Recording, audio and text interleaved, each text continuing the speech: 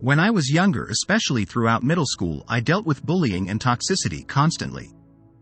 I've never been much of a Reddit user, but I decided to post my story after watching some of these on YouTube. This situation happened when I was in 7th grade. During that time, I was progressively bullied by a group of kids I will call the Goonies.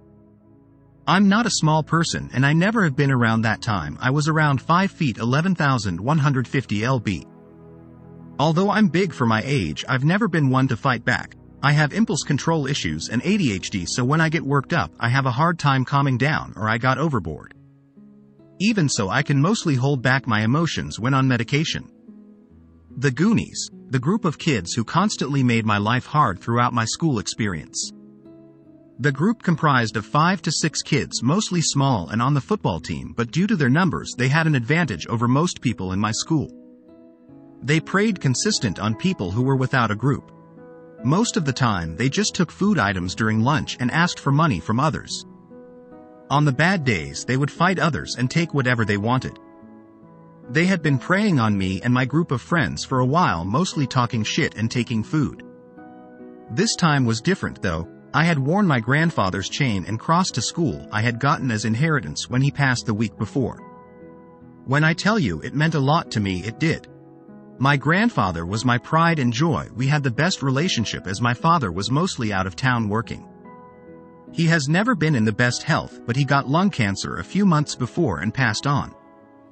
The chain was all I really had besides some model train sets and a ukulele.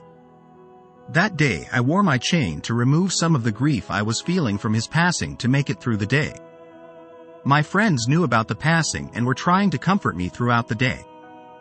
But the one class one don't have with them was gym, and in our school we are required to remove jewelry before class. That part was uneventful. The problem was when I went back into the locker room. All of the goons had gym the period after, and I would see them as I was in the locker room. As I walked in and took my chain out of my locker, one of them took notice and immediately asked what I had in my hand. I, of course, wanting not to cause problems, said nothing important. I went to the bathroom to put it on, and when I walked out, all of them were waiting for me. They started to tell me to give them what was around my neck. In the moment, I was on the verge of tears because I didn't want to lose one of the only things I had left to remember my grandfather. So I made a run for it. They blocked a door and started punching and kicking me. I didn't want to cause a fight because I knew it would get out of hand, and I up until then had a perfect school record. When they stopped, I sat up and started to try and leave. The main Goonie, the leader of the pack, grabbed the chain and ripped it of me, breaking it and mangling the cross that my grandfather took such pride in. He started laughing as I stared at him in pure disbelief. I saw red.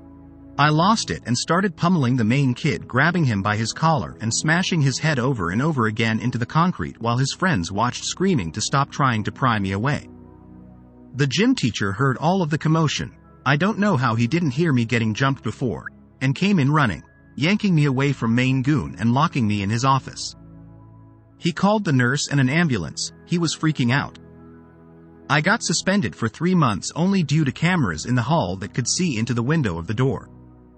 It witnessed them jumping me. The only reason I didn't get arrested was that Kamara, thank God for technology.